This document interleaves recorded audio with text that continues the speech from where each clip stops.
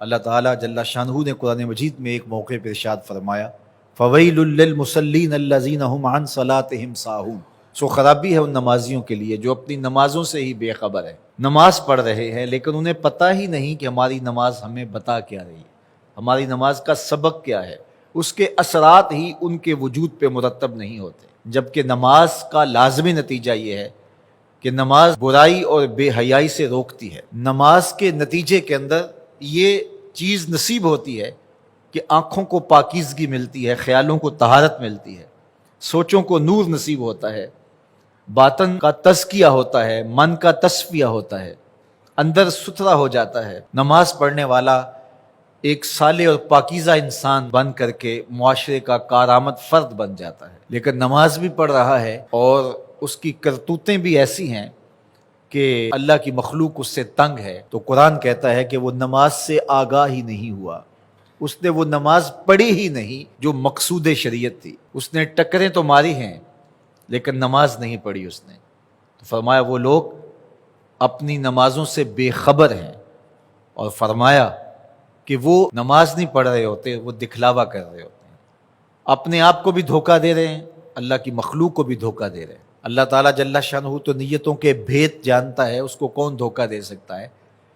تو وہ اپنے آپ کو حقیقت میں دھوکہ دے رہے ہوتے ہیں۔ تو وہ نماز فلاح کا سبب اور ذریعہ ہے جو نماز خشوع و خضوع کے ساتھ پڑھی جائے۔ قد افلح المؤمنون، فلاح انہوں نے پائی، کامیاب وہ ٹھہرے جو اہل ایمان ہیں۔ الذین هم فی صلاتہم خاشعون، اب ایمان کے بعد جو اوصاف ذکر کیے گئے کامیاب بامراد دارین کی فلاح پانے والے اشخاص کے، ان میں سے پہلا وصف بیان کیا گیا کہ یہ وہ خوش نصیب لوگ ہیں جو اپنی نمازوں میں خشوع و خضوع کرتے ہیں، عاجزی کرتے ہیں۔ نماز کا خشوع یہ ہے کہ آداب کی رعایت کے ساتھ نماز پڑھی جائے،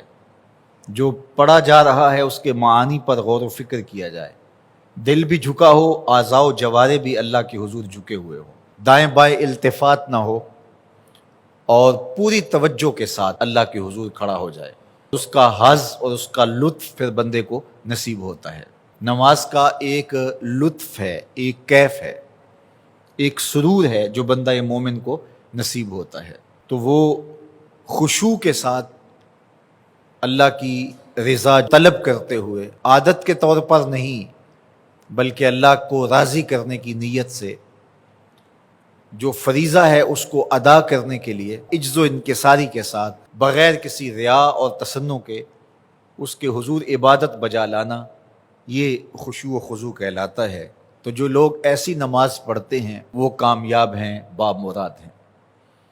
اور جو اپنی نماز سے ہی آگاہ نہیں ہیں، اس نے ٹکریں تو ماری ہیں لیکن نماز نہیں پڑھی، تو وہ اپنے آپ کو حقیقت میں دھوکہ دے رہے ہوتے ہیں۔ تو وہ نماز فلاح کا سبب اور ذریعہ ہے جو نماز خشوع و خضوع کے ساتھ پڑھی جائے۔